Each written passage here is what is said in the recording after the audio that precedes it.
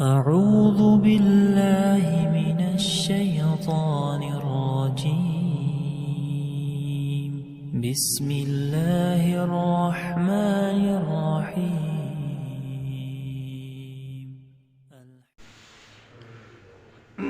اللہ تعالیٰ کا بہت بڑا احسان ہے، بے حد شکر ہے۔ اس اللہ نے ہمیں فجر کی نماز باجماعت ادا کرنے کی توفیق عطا فرمائی۔ اللہ تعالیٰ سے دعا ہے اللہ تعالیٰ اپنی رحمت کے ساتھ قبول فرمائے، اور باقی نمازیں بھی اللہ تعالیٰ ہمیں جماعت کے ساتھ ادا کرنے کی توفیق عطا فرمائے۔ اس آیت مبارک کے اندر اللہ تعالیٰ نے بڑی خوبصورت بات بیان فرمائی ہے، اور ایک بہت بڑے احسان اور اللہ نے اپنی نعمت کی یاد دہانی کروائی ہے۔ اللہ کیا فرماتے ہیں؟ ربکم، رب تمہارا، اللہ وہ ہے جو یسجی، وہ چلاتا ہے، لکم تمہارے لیے، الفلک کشتیوں کو، فی البحر سمندر میں۔ یعنی رب تمہارا جو ہے اس نے تمہارے لیے سمندر کو مسخر کر دیا، کہ اللہ تعالیٰ تمہارے لیے سمندر کے اندر کشتیوں کو چلاتا ہے۔ میرے محترم بھائیو، ذرا اندازہ کیجئے، ہزاروں ٹن وزنی جہاز، ہزاروں ٹن وزنی سامان جہازوں کے اوپر ہوتا ہے، کشتیوں کے اوپر ہوتا ہے، اور پانی کے اوپر وہ تیر رہے ہوتے ہیں۔ کس قدر میرے محترم بھائیو اللہ تعالیٰ کی حکمت اور قدرت کا بہترین نظارہ ہے کہ ہزاروں ٹن وزنی چیزیں پانی کی سطح کے اوپر تیر رہی ہیں، اور پھر اللہ تعالیٰ ہواؤں کا انتظام اس طرح کرتا ہے کہ کشتی چلانے کے اندر ہوا بھی مددگار ثابت ہوتی ہے۔ قرآن کی ایک آیت کے اندر آتا ہے کہ اللہ فرماتے ہیں اگر میں ہواؤں کو روک دوں تو تمہاری کشتیاں بھی رک جائیں پانی کے اوپر۔ تو میرے محترم بھائیو، یہ اللہ تعالیٰ کا بہت بڑا احسان ہے۔ اور آگے اللہ فرماتے ہیں کہ یہ کشتیاں چلانا اور سمندر کو تمہارے لیے مسخر کرنا، اس کے پیچھے مقصد کیا ہے؟ اللہ تعالیٰ فرماتے ہیں لِتَبْتَغُوا مِنْ فَضْلِهِ، تاکہ تم تلاش کرو اس اللہ کے فضل میں سے۔ قرآن مجید کے اندر اکثر مقامات کے اوپر اللہ تعالیٰ نے رزق کو فضل کا نام دیا ہے، یہ اللہ تعالیٰ کا فضل ہے۔ اور سچی بات ہے میرے محترم بھائیو، دنیا کے اندر جو نعمتیں انسان کو میسر ہیں اور جو اللہ تعالیٰ آخرت کے اندر عطا کرے گا، یہ محض اللہ کا فضل ہے، یہ کوئی انسان کا حق نہیں ہے، نہ اللہ کے ذمے یہ اللہ کے اوپر واجب ہے۔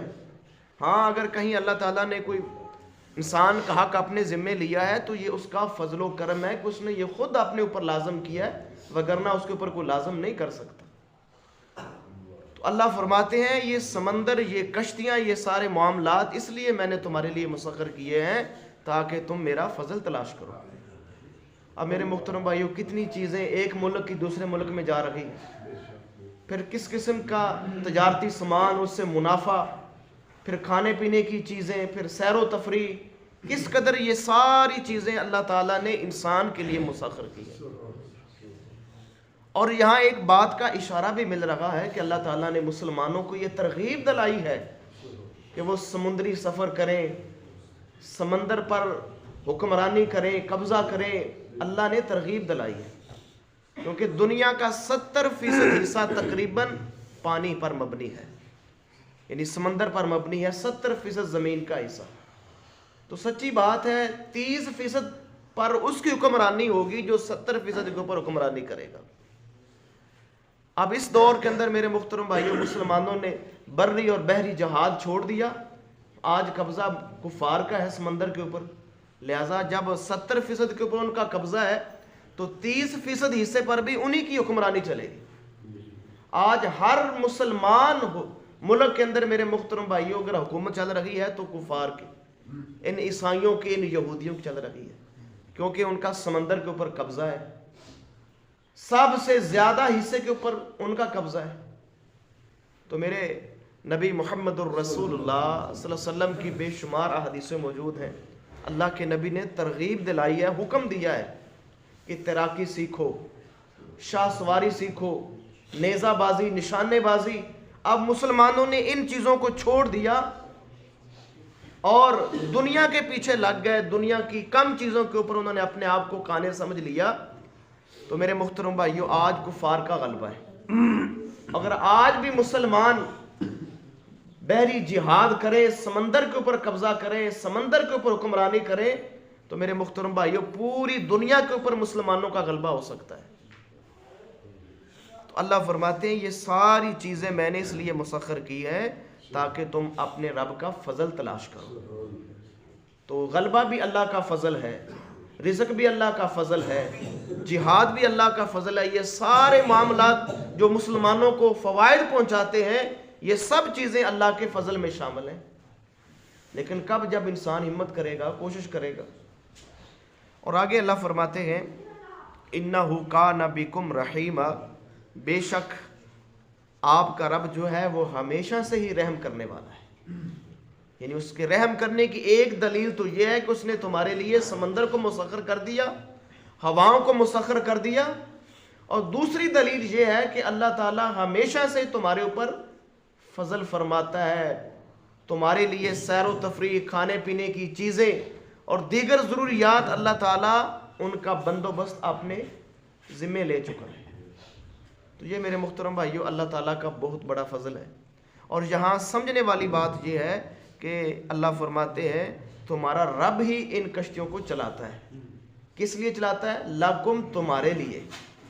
یعنی ساری چیزیں اللہ تعالیٰ نے انسان کے لیے پیدا کی ہیں، انسان کو سہولیات پہنچانے کے لیے۔ تو کیا اب جب خالق اور مالک وہی ہے، ساری چیزوں کا بندوبست کرنے والا وہی ہے، تو کیا پھر معبود کوئی اللہ کے علاوہ ہوگا؟ عبادت کسی اور کی کی جائے گی؟ نہیں، عبادت بھی اس کی ہوگی، معبود بھی وہی ہوگا، اور راضی بھی انسان کو اسی کو کرنا ہوگا۔ یہی انسان کے ذمے ہے کہ وہ دنیا کے اندر اس لیے آیا ہے کہ اس کا اللہ، اس کا خالق اور مالک راضی ہو جائے۔ یہی مقصد ہے میرے محترم بھائیو زندگی کا، انسان کی زندگی کا، کہ اللہ راضی ہو جائے۔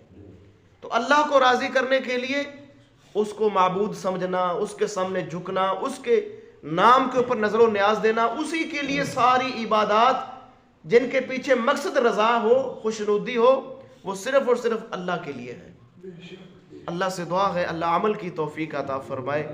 اللہ سے دعا ہے اللہ تعالیٰ قرآن کے اوپر غور و فکر کر کے اس کو سمجھنے کی اور اس کے اوپر عمل کرنے کی توفیق عطا فرمائے۔